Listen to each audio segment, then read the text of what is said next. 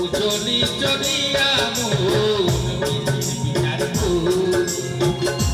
কেন উচলি চলিয়া মন বিচার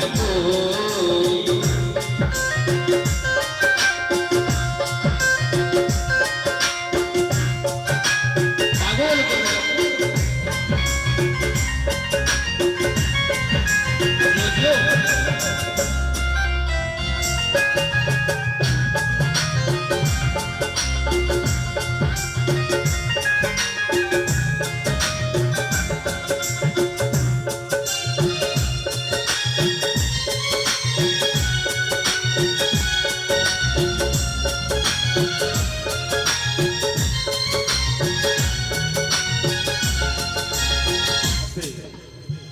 তাই মাগো যখনই আমরা পৃথিবীতে জন্মগ্রহণ করেছি তখন থেকেই ছোট জাত বড় জাত নানা রকম জাতিভেদ নিয়ে ঝগড়াঝাটি করে মরি।